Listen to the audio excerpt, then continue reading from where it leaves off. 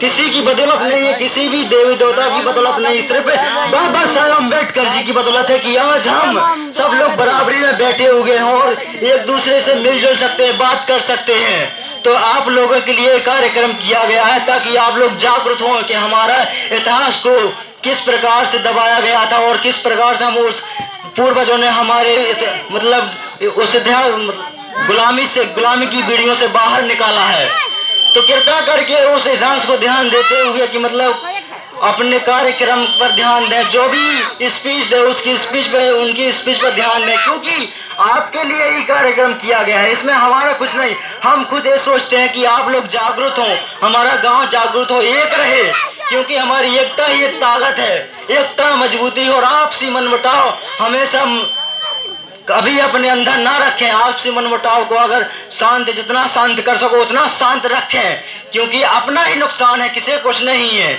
जो सोचने वाले तो बहुत कुछ सोचते हैं कि इनके बिगड़ रहे हैं, बिगड़ने दो, उनका क्या जाता है, लेकिन नहीं, हमारा हम बिगड़ रहे हैं, हमारा समाज बिगड़ रहा है। कहते हैं कि एक मछली पूरे तालाब को गंदा कर देती है। तो इस प्रकार से हमको अपने समाज में मनमुटाव नहीं रखना है। समानता का जो आज हम लोग एक समाज काफी एक समान सभी समाज को बिठा रहे हुए हैं, ये सिर्फ बाबा साहब भीमराव अम्बेडकर जी की बदौलत है, ताकि हम सम्मान के साथ बैठ सके। ये उनका अधिकार है, किसी ने हमको अधिकार नहीं दिया।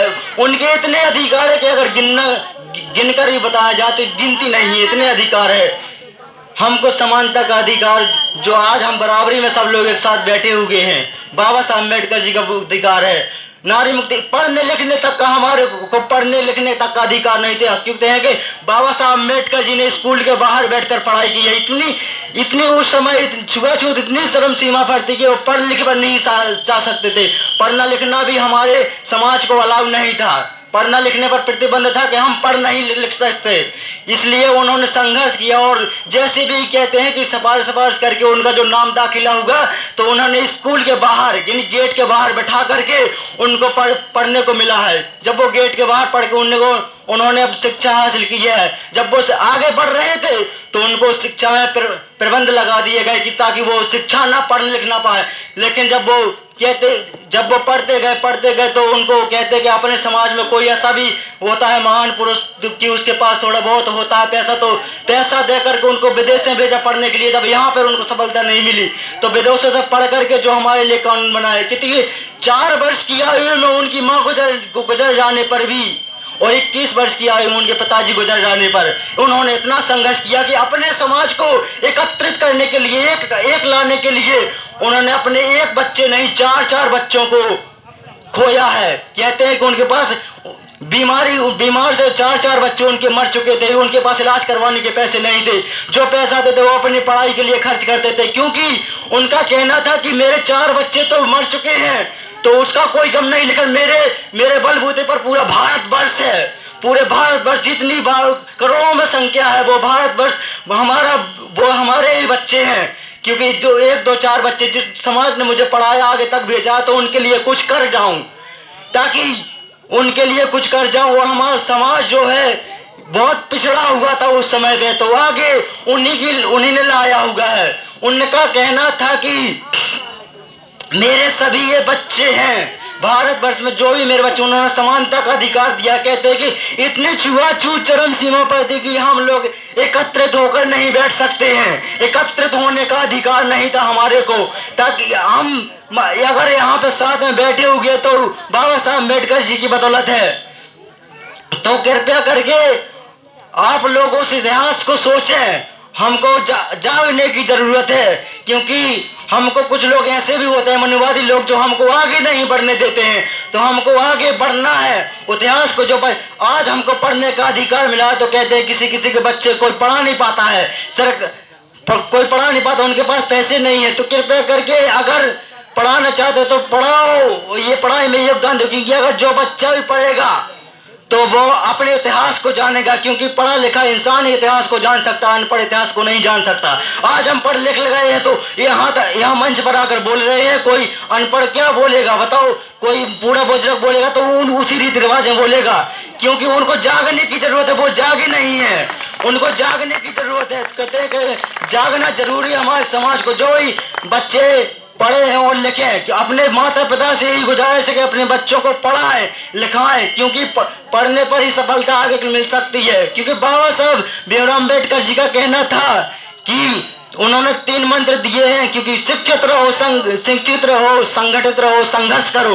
क्योंकि शिक्षित होंगे तभी संगठित होंगे, और जब संगठित होंगे तो संघर्ष करेंगे। संघर्ष करने में हमको एकता की जरूरत है। एकता हो गई तो हम संघर्ष के लिए आगे सफलता मिल सकती है। तो उनके इतिहास को याद करो। हमारे एक महापुरुष नहीं है, हमारे काफी महापुरुष है। जैसे कि ज्ञान की देवी सावित्रीबाई फुले जी, सर्वप्रथम अपने समाज के लिए ज्ञान का योगदान देने वाली मां सावित्रीबाई फुले जी ने हमारे समाज को पढ़ने के लिए अधिकार दिया। कहते हैं कि और हमारे राष्ट्रपिता जो कि उनको इतिहास में राष्ट्रपिता नहीं माना गया भारतवर्ष ने, क्योंकि हमारे इस बहुजन समाज SC/ST OBC के राष्ट्रपिता ज्योतिबा फुले जी राष्ट्रपिता माने जाते हैं। ज्योतिबा फुले जी तो ऐसे राष्ट्रपिता उन्होंने संघर्ष किया, और वो ज्ञान की देवी मां सावित्रीबाई जी ने सबसे पहले बहुजन क्रांति ज्योतिबा फुले और मां सावित्रीबाई की लाई हुई, दोनों पति पत्नी थे। उन्होंने बहुत क्रांति की। वो ये कहते हैं कि हमारे समाज में पढ़ने का अधिकार नहीं था, तो हमारा समाज जब बिछड़ा हुआ था तो उन्होंने एकत्रित किया। कहते हैं कि उन्होंने एक नहीं अपने घर बार को भी छोड़ा है।